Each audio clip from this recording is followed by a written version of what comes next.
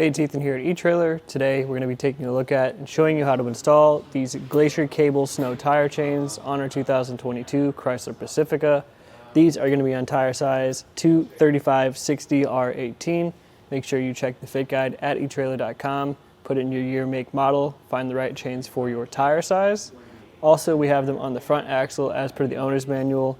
Also double check that, making sure that you're putting the chains on the right axle for your car. These are going to be sort of an emergency case only set of chains, partially because of the overall build quality and the fit, but just kind of the design in general. If you live in an area where you get just very infrequent snow, maybe every once in a while, or you're passing through or live in an area where you're legally required to have chains in your car, these are going to be that option for you. They are a ladder pattern design, which means they go straight across the tire parallel to one another. That usually helps with starting and stopping, but you typically feel that a lot more than your diamond pattern style chains. But in the case of these rollers, they are designed so that you keep a low profile so you don't feel these as much while you're driving.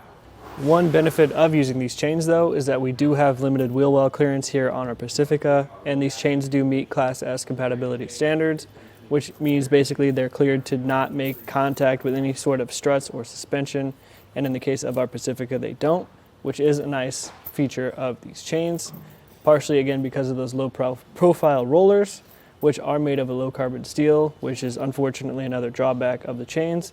That low carbon steel isn't going to last and hold up to as many seasons as an alloy chain would. The chains do come two to a set in this really lightweight plastic bag. Roller chains like these are notoriously difficult to roll back up and get back in here. So as they arrive in this, that's fine, but rolling these back up and keeping them in here is going to be a real pain. So we recommend, if you do get these chains, upgrading to something larger or more durable to keep them in. Also, we'll look at these closer in the install, but we do recommend picking up a rubber tensioner as well, just to get that initial fit. And there's no tensioning built into the chains other than those connection points, which don't really have any there either. So if you do get these chains, we'd recommend picking up one of these rubber tensioners too, just to make sure that everything is in place and you get that initial fit down really well. Overall, the installation process of these chains can be a little bit difficult. Not necessarily difficult, more so just annoying, because if you don't want to get underneath your car because there's limited clearance, you're going to have to roll onto these chains.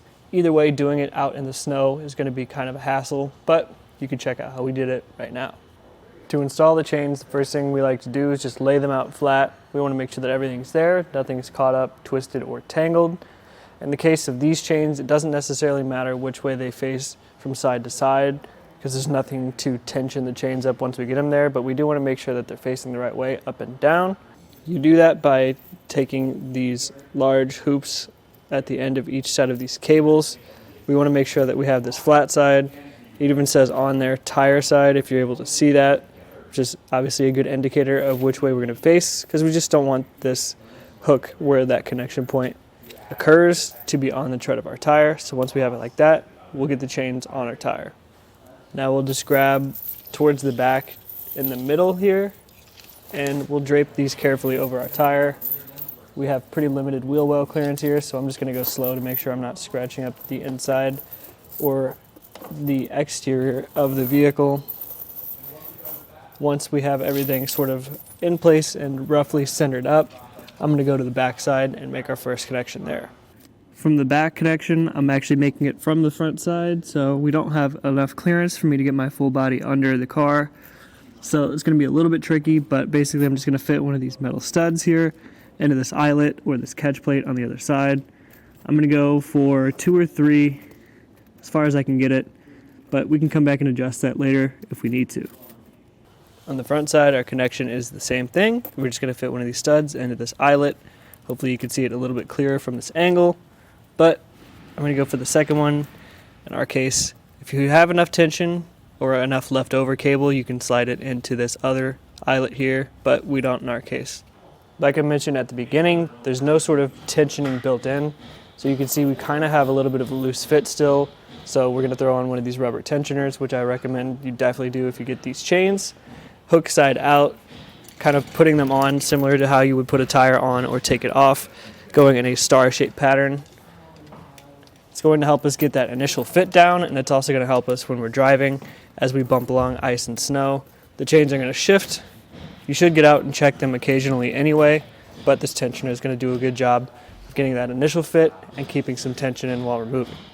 Once you have that tensioner in place, make sure you get the chains and the tensioner installed on the driver's side tire as well. Roll forward and backwards a few times just to make sure everything is in place and secure, then you're ready to go.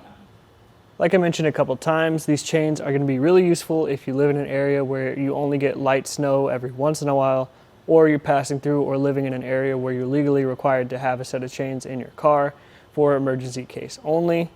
They do have that low profile Class S compatibility standard, which is nice because we do have some limited wheel well clearance, but the overall fit and build quality could definitely be a little bit better. So if you want something that's going to give you more coverage and last a longer time, I'd recommend checking out something like the PWAG Servo Diamond Pattern chains. Otherwise, again, if you do like these chains for the features we talked about in this video, they're still a good option.